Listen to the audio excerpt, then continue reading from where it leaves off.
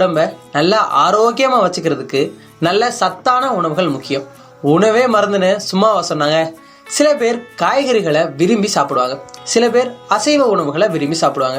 இந்த அசைவ உணவுகள்ல ரொம்பவே சத்துக்கள் நிறைஞ்ச உணவா இருக்கிறது நம்ம கடல்ல இருக்கிற மீன்கள் தான். இன்னைக்கு நாம நம்மளோட கடல் செல்வங்களான மீன்களையும் அதோட சத்துக்களையும் பற்றி தான் பேச இருக்கோம்.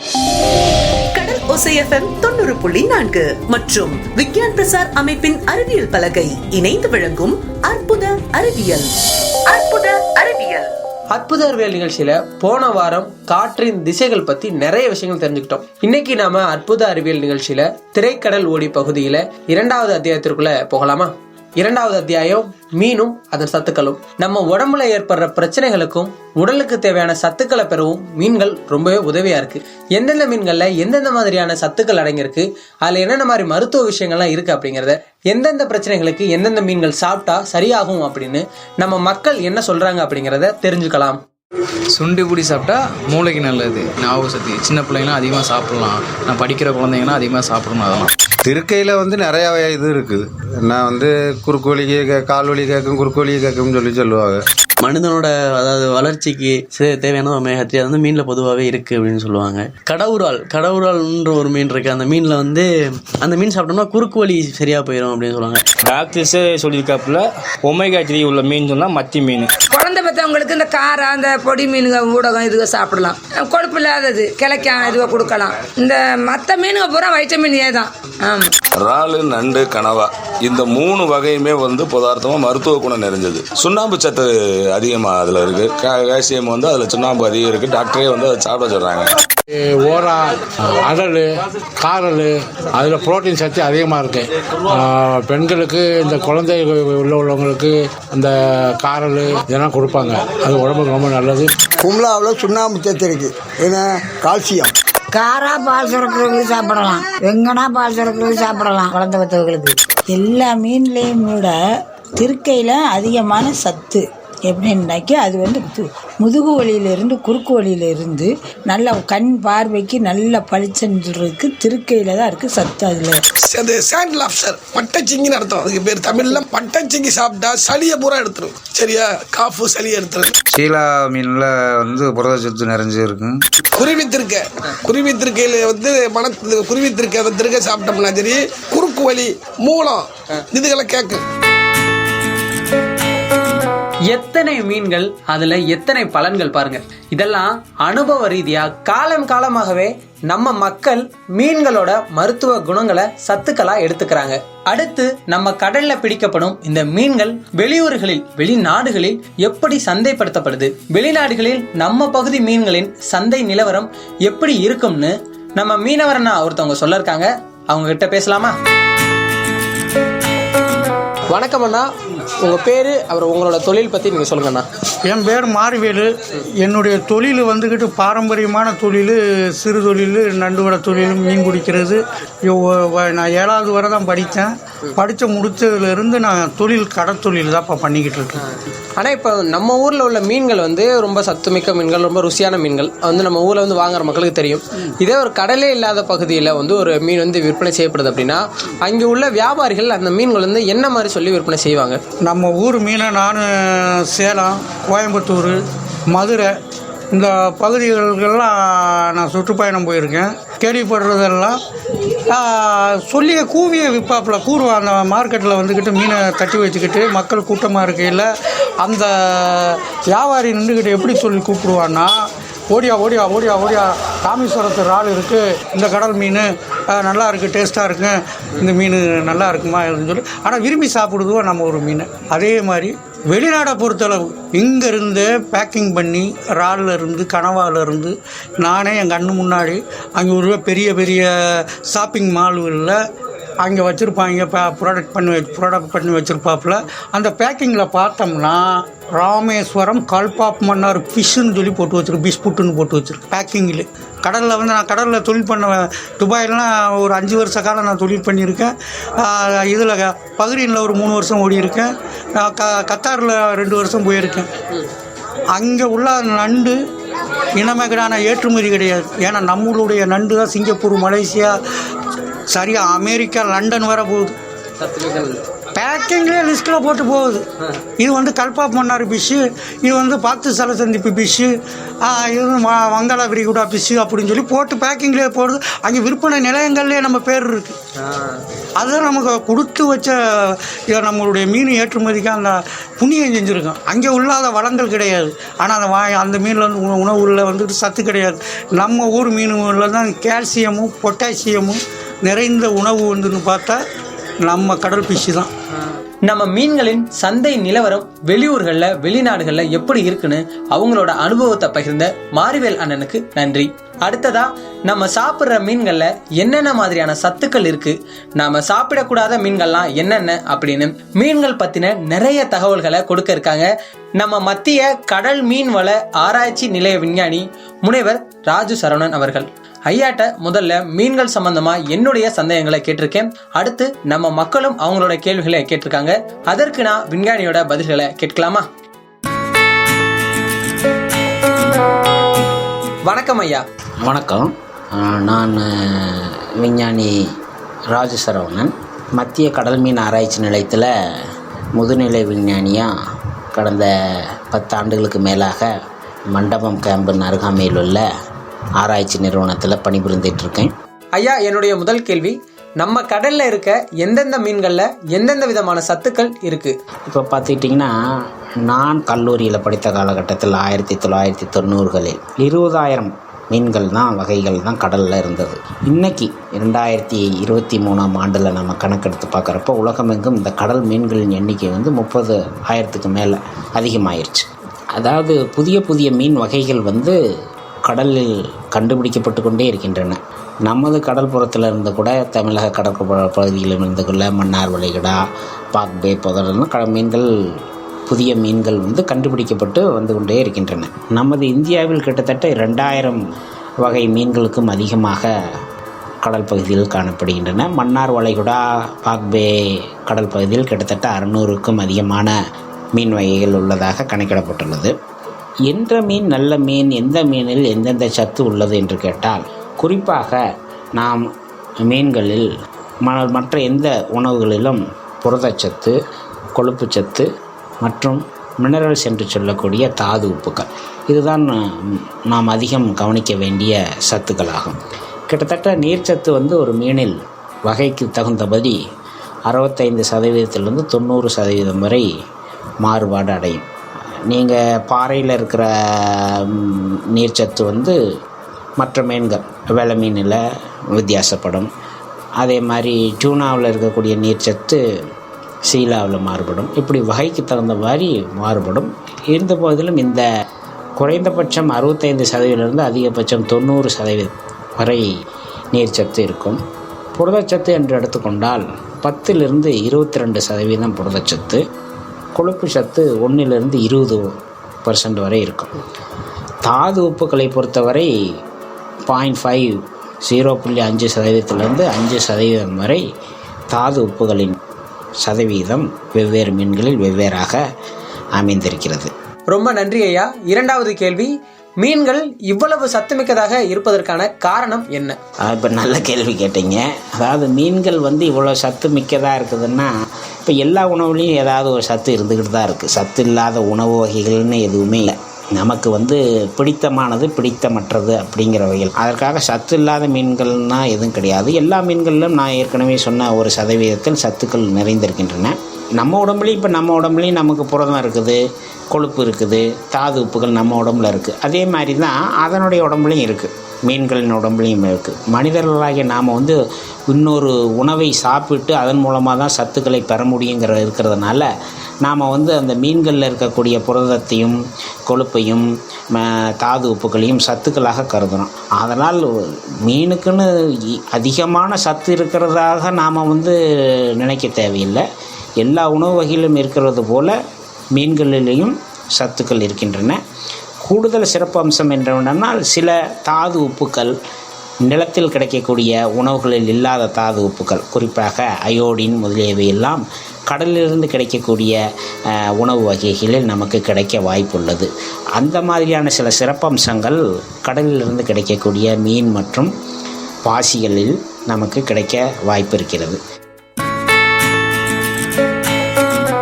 என்னுடைய கடைசி கேள்வி ஐயா, சாப்பிடக்கூடாத மீன்கள்லாம் என்னென்ன, எதற்காக அந்த மீன்கள்லாம் சாப்பிடக்கூடாதவையா இருக்குது? இப்போ நாம் கொஞ்சம் இந்த வரலாறை திரும்பி பார்க்கணும். இப்போ நம்ம தமிழகத்திலேயே இன்றைக்கி நண்டுக்கும் இறாலுக்கும் நல்ல ஒரு ஏற்றுமதி இருக்குது. அதனால் நாம் வந்து வடகடலில் பார்த்தீங்கன்னா இறாலுக்குன்னே மீன்பிடிப்பு நடந்துகிட்ருக்கு. இறால் வரலின்னா பாடு சரியில்லை அப்படின்னு சொல்கிற அளவுக்கு. இது வந்து ஒரு 50-60 வருஷத்துக்கு முன்னாடி இருந்த நிலைமையா? அந்த காலகட்டத்தில் இது வலையில் பட்டாலுமே கூட இந்த இறாலெல்லாம் யாரும் எடுக்க மாட்டாங்க. அது ஒரு உணவாகவே கருதப்படலை இந்த பகுதியில், நமது பகுதிகளில். தொன்று தொட்டே நாம் மீனை மட்டுமே மிகவும் பிடித்த ஒரு உணவாக சாப்பிட்டு கொண்டிருந்த ஒரு சமுதாயமாக தான் இருந்திருக்கிறோம். இது எதனால் வந்ததுன்னா, நம்ம மேற்கத்திய உணவு கலாச்சாரம், அதாவது சிங்கி இறாலும் கணவாய்களும், ஊசி கணவாய், ஓட்டு கணவாய் இவையெல்லாம் பெருமளவில் வெளிநாடுகளில் ஏற்றுமதி செய்யப்பட்டு அவர்கள் எவ்வாறு இவற்றை உண்ணுகின்றனர் என்ற அறிவு நமக்கு கிடைக்கப்பெற்றவுடன் நாமும் நமது உணவு பழக்க வழக்கத்தில் இவைகளை பெருமளவு உபயோகிக்க ஆரம்பித்து விட்டோம். அதனால் நமக்கு இன்றைக்கி சாப்பிடும்படியாக நமக்கு இருக்குது. சாப்பிடக்கூடாத லிஸ்ட்டில் இருந்து இன்றைக்கி சாப்பிடக்கூடிய லிஸ்ட்டில் இது வந்து இடம் பிடிச்சிருச்சு. அப்போ நமக்கு கூடுதலான ஒரு அறிவு, உலகளவில் அறிவு ஏற்படுறப்ப நம்ம நாட்டில் சாப்பிடாத மீன் வகைகள் கூட வெளிநாட்டில் சாப்பிட்றது. இப்போ குறிப்பாக வந்து நண்டுகளில் கூட முதல்ல ஒரு குறிப்பிட்ட வகை நண்டுகள் தான் இப்போ வந்து சாப்பிட்டுட்டு இருந்தாங்க. இப்போ சில வகை நண்டுகள், முன்ன சாப்பிடாத வகை நண்டுகள்லாம் கூட இன்றைக்கி சாப்பிட ஆரம்பிச்சிட்டாங்க. அது உங்களுக்கே தெரியும். இருந்தாலும் சில வகைகள் வந்து விஷத்தன்மை வாய்ந்தது. நண்டுலேயும் சில வகைகள் விஷத்தன்மை வாய்ந்த நண்டுகள், விஷ நண்டுகள் உள்ளன. அதே போல் மீன்களிலும் விஷத்தன்மை வாய்ந்த மீன்கள் உள்ளன. குறிப்பாக இந்த பேத்தை மீனெல்லாம் பார்த்துக்கிட்டிங்கன்னா நம்ம ஒரு காலத்தில் கழிச்சிக்கிட்டு தான் இருந்தது. இன்றைக்கி பேத்தை மட்டும் தனியாக எடுத்து பாம்பனெல்லாம் பார்த்துட்டிங்கன்னா அதை தனியாக வெட்டி அதை கோழி மீன்னு சொல்லிட்டு அனுப்புகிறாங்க. அந்த பேத்தை மீனும் வந்து ஒரு அதனுடைய வயிற்று பகுதியில் ஒரு விஷத்தன்மை வாய்ந்த பொருள் இருக்கிறதுனால அதை ரொம்ப கேர்ஃபுல்லாக அதை எடுத்துட்டு தான் அதை சதைப்பகுதியில் அது விஷம் கிடையாது. அப்போ வந்து நமக்கு சாப்பிடக்கூடாதவையாக இருந்த இந்த பேத்தை மீன்கள்லாம் கூட இன்றைக்கி வந்து அதை எப்படி முறையாக வந்து கையாண்டு அதை விஷத்தன்மையை இருக்கிற பகுதிகளை எப்படி வந்து எடுத்துட்டு நாம் மற்ற பகுதிகளில் உடல் பாகங்களை எப்படி உபயோகப்படுத்திக்கலாங்கிற அறிவு வந்துட்டு அதனால் இப்போ நம்ம அது சாப்பிடக்கூடியவையாக ஆகிவிட்டது. அதே மாதிரி நம்ம விலாங்கு மீன், முறையில்னு ஆங்கிலத்தில் சொல்லுவோம், அஞ்சாலைன்னு சொல்லுவாங்க. அதையும் நாம் யாரும் சாப்பிட்றதில்லை. ஏன்னா அதுவும் விஷத்தன்மை உடையது அப்படிங்கிறதுனால அதுவும் நாம் சாப்பிட்றதில்ல. பாரம்பரியமாக விஷத்தன்மை வாய்ந்ததாக கருதப்படக்கூடிய மீனினங்களை நாம் ஒதுக்குவது தான் நல்லது. ஏன்னா அந்த பாரம்பரிய அறிவு, இன்றைக்கி அறிவியல் அறிவு இப்போ அதிகரித்ததுனால பாரம்பரிய அறிவு ஒன்றும் மட்டம் கிடையாது. பாரம்பரியமாக இருக்கக்கூடிய அறிவுனால நமக்கு தெரிஞ்ச விஷயங்களையும் நாம் ஏற்றுக்கணும். கூடுதலாக இப்போ ஒரு உதாரணத்துக்கு இந்த பேத்தை மீன்களை ஒதுக்கிட்டு இருந்தாங்க. இன்றைக்கி நம்ம அதை கையாளக்கூடிய திறன், எப்படி நம்ம அதில் விஷத்தன்மை வாய்ந்த பகுதியை அகற்றணுங்கிற இது நமக்கு தெரிஞ்சதுனால அதை பயன்படுத்திக்கிறோம். அந்த மாதிரி முறையாக நமக்கு தெரிய வந்தாலொழிய பாரம்பரியமாக நாம் ஒதுக்கப்படக்கூடிய மீன் வகைகளை, அஞ்சத்தக்க வகையில் இருக்கிற மீன் வகைகளை உட்கொள்ளாமல் இருப்பதே நலம். என்னுடைய கேள்விகளுக்கு ஐயா அறிவியல் விளக்கங்களை கொடுத்தாங்க. அடுத்து நம்ம ஊர் மக்கள் சில கேள்விகளை கேட்டிருக்காங்க. அதெல்லாம் என்னென்ன கேள்விகள், அதற்கு என்னென்ன விளக்கங்களை சொல்ல இருக்காங்க அப்படிங்கிறத கேட்கலாமா? வணக்கம் அக்கா, உங்கள் பேர், நீங்கள் எங்கேருந்து பேசுகிறீங்கன்னு சொல்லுங்கக்கா. நான் ஃப்ளோரா, பாமன்ல இருந்து பேசுகிறேன். அக்கா, உங்களுக்கு நம்மளோட மீன்கள் பற்றி, மீன்களோட சத்துக்கள் பற்றி ஏதாவது கேள்விகள் கேட்கணும் அப்படின்னா கேளுங்கக்கா. நம்ம என்னதான் சத்தான மீன்கள் சாப்பிட்டாலும் போதுமான அளவுக்கு சத்துக்கள் கிடைக்க மாட்டேங்குது. மீன்கள் சாப்பிட்ற முறைகளில் ஏதாவது தவறுகள் இருக்கா? இப்போ நம்ம மீன் வந்து எவ்வளோ தடவை சாப்பிட்றோம். இப்போ கடல்புறத்தில் இருக்கக்கூடிய மக்கள் வந்து தினந்தோறும் மீன் வந்து குழம்பாவோ இல்லை அதை பொரிச்சோ சாப்பிடக்கூடிய ஒரு வகை இருக்குது. இப்போ ஒரு 4 பேர் இருக்கக்கூடிய ஒரு குடும்பத்தில் ஆளுக்கு வந்து ஒரு குழம்புல இருக்கிற மீன் துண்டோ இல்லை ஃப்ரையில் இருக்கிற மீன் துண்டோ எத்தனை கிடைக்கும்? ஆளுக்கு 2. இப்போ வந்து ஒரு வெலை மீன்னா 2 பீஸ் கிடைக்குமா? இல்லை ஒரு ஓரானா கிடைக்குமா? இல்லை எவ்வளோ மீன் கிடைக்கும்? இப்போ ஒரு 100 கிராம், இப்போ 2 துண்டுன்னா ஒரு 100 கிராம் கிடைக்குமா? இப்போ 100 கிராமில் பார்த்துட்டிங்கன்னா நமக்கு 20% தான் ப்ரோட்டீன்னு சொல்லியிருக்கோம். நமக்கு அதிகபட்சம் வந்து 20%. இப்போ 100 கிராமில் 20% என்னென்னா 20 கிராம். அப்போ 100 கிராம் மீன் சாப்பிட்டா நமக்கு மேக்சிமம் வந்து 20 கிராம் புரதச்சத்து தான் கிடைக்கும். இப்போ அந்த 20 கிராம் நமக்கு போதுமா? அப்போ மீனில் புரதச்சத்து நமக்கு இருந்தாலுமே ஒழிய சரிவிகித உணவு, நம்ம எல்லா உணவுத்திலேருந்து நமக்கான இந்த சத்துக்கள் வந்து கிடைக்கப்பட்டால் தான். மீனை மட்டுமே நமக்கு சாப்பிட்டு நமக்கு எல்லா சத்தும் கிடைச்சிடணும் அப்படின்னு நாம் நினைக்க முடியாது. அது தினந்தோறும் நம்ம என்னென்னா 3 வேளை சாப்பிடணும், அது தினந்தோறும் சாப்பிடணும். நமக்கு டெய்லி டயட்டரி இன்டேக்னு சொல்லுவாங்க. தினம் நமக்கு இவ்வளவு 2000 கலோரி தேவைப்படுது அப்படின்னா அதுக்கான உணவுகளை வந்து எடுத்தே ஆகணும். அப்போ தான் நமக்கு உடம்புக்கு தேவையான ஆற்றல் கிடைக்கும். இப்போ 2020-21 வந்து இந்தியா முழுக்க மாநிலங்களில் வந்து எந்தெந்த மாநிலம் வந்து அதிக மீன்கள் சாப்பிட்றாங்க, ஒரு நபர் தனிநபர் நுகர்வு மீன் நுகர்வு எப்படி இருக்குது அப்படின்னு பார்த்தோம்னா உங்களுக்கு ஆச்சரியமாக இருக்கும். இந்தியாவில் வந்து அதிகமாக மீன் ஒரு தனிநபர் நுகர்வு அதிகமாக இருக்கக்கூடிய பகுதி வந்து அந்தமான் நிக்கோபார் பகுதி. கிட்டத்தட்ட 77 கிலோ ஒரு தனிநபர் ஒரு ஆண்டுக்கு 77 கிலோ மீன் சாப்பிட்றதா கணக்கு. 77 கிலோ. அதற்கு அடுத்ததாக திரிபுரா மாநிலம், வடகிழக்கு மாகாணம் திரிபுரா. இந்த திரிபுராவில் வந்து 25 கிலோ ஒரு தனிநபர் சராசரி மீன் உட்கொள்ளுதல் ஒரு வருடத்திற்கு வந்து 25 கிலோன்னு மதிப்பிட்டிருக்கிறாங்க. மணிப்பூரில் பார்த்துட்டிங்கன்னா 18 கிலோ, இதுவும் வடகிழக்கு மாநிலம்.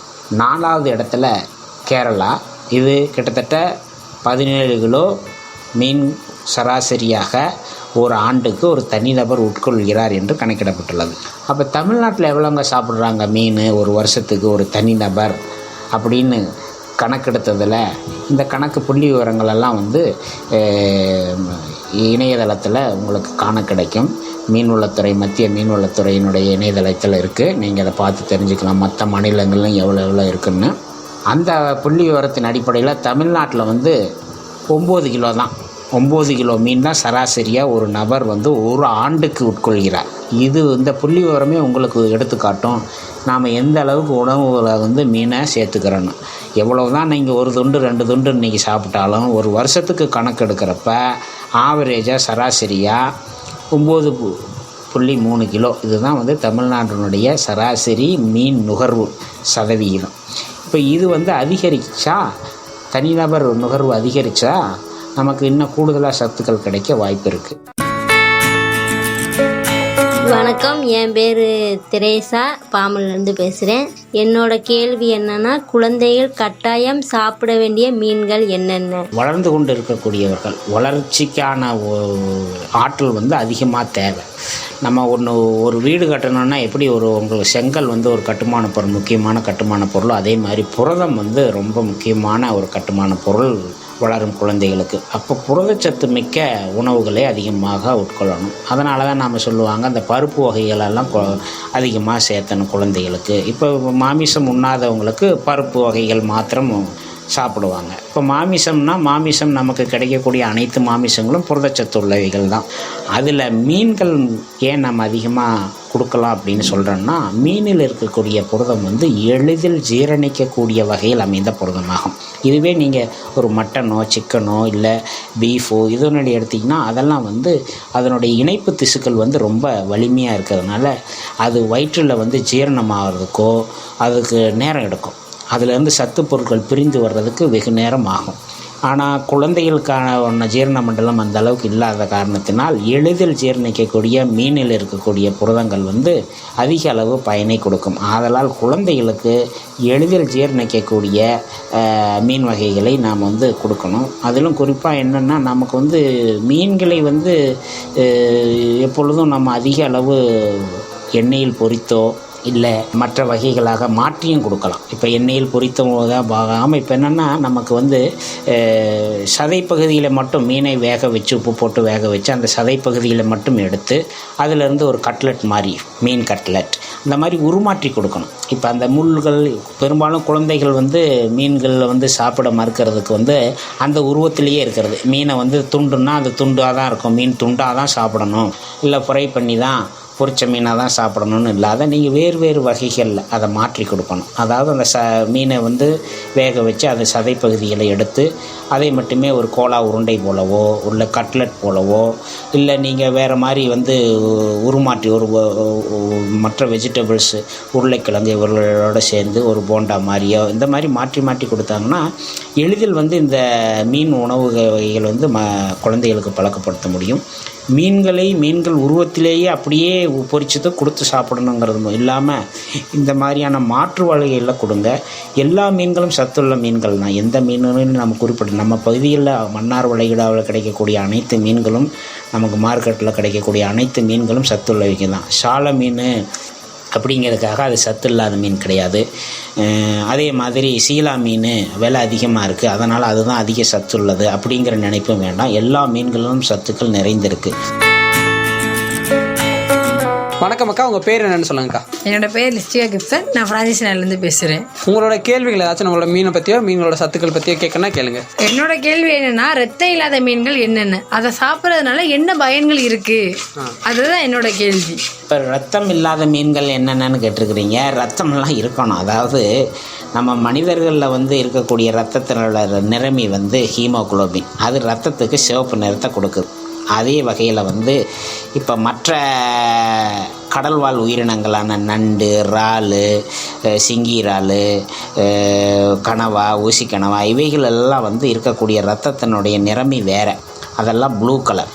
அது என்ன இப்போ வெட்டினா ப்ளூ சொட்டு நீளம் மாதிரி ப்ளூவாக வருமா அப்படின்னா அப்படி வராது. அதாவது அது ஒரு ரியாக்ஷன் ஆகிறப்ப தான் அந்த கலர் மாறும். அது ஒரு லைட்டு ஒரு ப்ளூ பிக்மெண்ட்டு தான் வரும். மற்றபடி நீங்கள் மற்ற நேரங்களில் அது ஒரு உயிரோட ஒரு ஆளை பிரித்து வெட்டி பார்த்தீங்கன்னா அந்த பிளட் கலர்லெஸ்ஸாக இருக்கும், கலர் இல்லாத இருக்கும். இந்த விலங்குகள்லேயும் ரத்தம் இருக்குது. ரத்தம் இல்லாத மீன் வகைகள்னால் எதுவுமே கிடையாது. அது நிறமற்ற, நம்ம கண்ணுக்கு தெரியாத ஒரு நிறமற்றதாக தான் இருக்கக்கூடிய அது ரத்தம் இல்லாத மீன் வகைகள். ஏன்னா ரத்தமே இல்லைன்னா எப்படி உடல் ஆக்சிஜன் தேவையானதை எடுத்துகிட்டு போக முடியும்? ஏதாவது ஒரு நீர்ம பொருள் இருக்கணும், இதையெல்லாம் எடுத்துகிட்டு போக. அதனால் ரத்தமெல்லாம் இருக்குது. ரத்தம் இல்லாத மீன் வகைகள்னு எதுவும் கிடையாது. அதனால் அந்த மாதிரியெல்லாம் நீங்கள் நினச்சிக்க வேணும். அதில் இருக்கக்கூடிய நிறமிகள் வேறையாக இருக்குது. சார் வணக்கம் சார், என்னோட பேர் தேவா. சுங்காங்கெழுது மீனோட முள் குத்துனா இதயத்துக்கு ஆபத்துன்னு சொல்லுவாங்க. இருந்தாலும் அந்த மீனை சுட்டு இல்லைன்னா அவிச்சு சாப்பிட்றாங்க. இதனால ஏதாவது பிரச்சனை இருக்குமா சார்? இப்போ கெழுதில் பார்த்துக்கிட்டிங்கன்னா, கெழுதில் அந்த பக்கவாட்டு துடுப்பு இருக்கக்கூடிய முள், மேலே முதுகு பக்கம் இருக்கக்கூடிய பீலியில் இருக்கக்கூடிய முள், இவைகள் எல்லாம் நாம் விஷம் நிறைந்தது. ஏன்னா அந்த முள் சதைக்கு கீழே ஒரு சுரப்பியோடு சேர்ந்துருக்கும். இந்த சுரப்பி தான் விஷத்தை முள் வழியாக நமக்கு காலில் குத்துறப்போ உள்ளே செலுத்துது. அதனால் அதை நாம் நீக்கிட்டோம்னா அந்த விஷத்தன்மை போயிடும். அந்த விஷமுள்ள பாகத்தை அகற்றிட்டு நாம் மற்ற பகுதிகளை சாப்பிட்றோம். இப்போ நீங்கள் இந்த கிளிறு மீனில் கூட அதை தான் சொல்லியிருந்தீங்க. இப்போ இந்த மாதிரி கிளிறு மீன் அந்த முள்கள் ரொம்ப விஷத்தன்மை வாய்ந்தது. அந்த முள்களை நீக்கிட்டு மற்ற பாகங்களை நாம் சாப்பிடக்கூடிய வகைகளை தான் இருக்குங்கிறதுனால தான் மக்கள் உபயோகிக்கிறாங்க. இப்போ அந்த அறிவு அதுதான் நம்ம என்ன ஆங்கிலத்தில் சொல்லணும்னா இண்டிஜினஸ் டெக்னிக்கல் நாலேஜும்பாங்க, ITK. ஒவ்வொரு சமுதாயமும் தங்களுக்கு வாழ்க்கைக்கு தேவையான அறிவை காலங்காலமாக அதை முன்னோக்கி கொண்டு அதை சில இதை காலத்தால் நிரூபிச்சக்கூடிய ஒரு நடைமுறைகள் இருக்குது. அதுதான் நாம் சமூகம் சார்ந்த ஒரு அறிவு, தனித்துவமான அறிவு.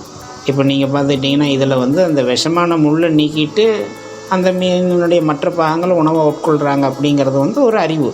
அந்த அறிவு நமக்கு இருந்தாலே போதும். அந்த அறிவு காலகாலமாக ஒரு தலைமுறையிலிருந்து மற்றொரு தலைமுறைக்கு கடத்தப்பட்டு கொண்டே வரணும்.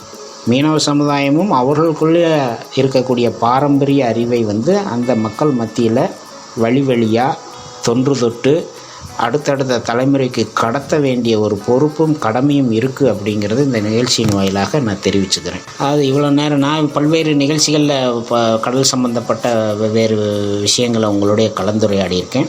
அந்த வகையில் இது உங்கள்கிட்டருந்து வந்த கேள்விகள்னு நிகழ்ச்சி தொகுப்பாளர் அலெக்ஸ் பாண்டியன் என்கிட்ட சொன்னார். அந்த வகையில் இது உங்களுக்கு, ஏன்னா இந்த கேள்விகளெல்லாம் உங்கள்கிட்டருந்து வந்ததுனால இது உங்களுக்கு மிகுந்த பயனளிக்கும் அப்படின்னு நம்புகிறேன்.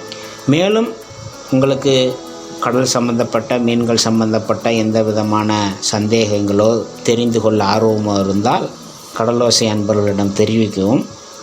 அதன் மூலமாக உங்களுடைய மேற்படி தகவல்களை பரிமாறிக்கொள்ள மற்றும் ஒரு வாய்ப்பு அமையும் என்று கூறி விடைபெறுகிறேன். நன்றி, வணக்கம். மீன்கள் பற்றி, மீன்களோட சத்துக்கள் பற்றி என்னுடைய கேள்விகளுக்கும் நம்ம மக்கள் கேட்டிருந்த கேள்விகளுக்கும் நாம தெரிஞ்சுக்க வேண்டிய நிறைய விளக்கங்களை நம்ம மத்திய கடல் மீன் ஆராய்ச்சி நிலைய விஞ்ஞானி முனைவர் சரவணன் அவர்கள் நமக்காக கொடுத்தாங்க. ஐயாவிற்கு பெரிய பெரிய நன்றிகள்.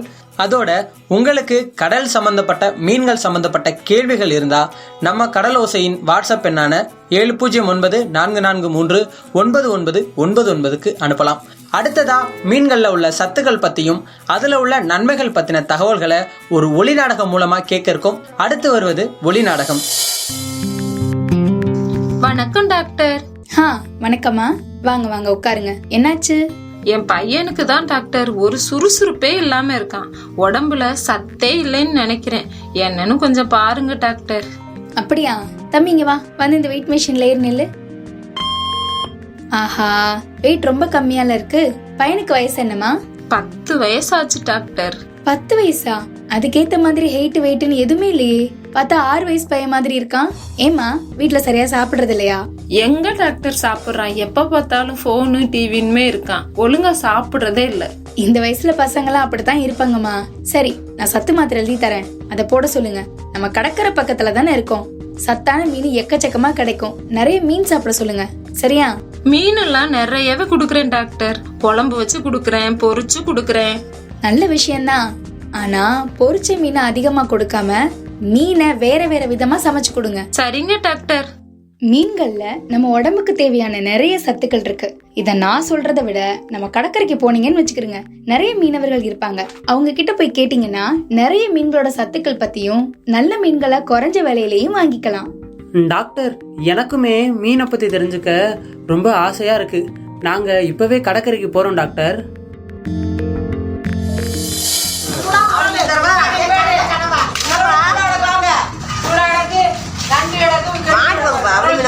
அண்ணே, கொஞ்சம் மீன் வேணும்ண்ணே.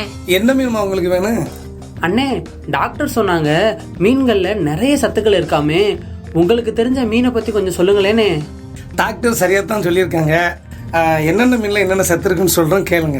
காரா மீன், தோட்டா மீன், கோலா மீன், இதுல எல்லாம் குழந்தை பத்தவர்களுக்கு பால் சத்துக்கு கொடுக்குற மீன் அந்த காலத்துல இருந்து சொல்லப்பட்டிருக்கு. இப்ப சூர மீன், கேர மீன் இருக்குன்னு வைங்களேன், ஆழ்கடல் பகுதியில் உள்ள மீன் ரத்தங்கள் கூட இருக்கு.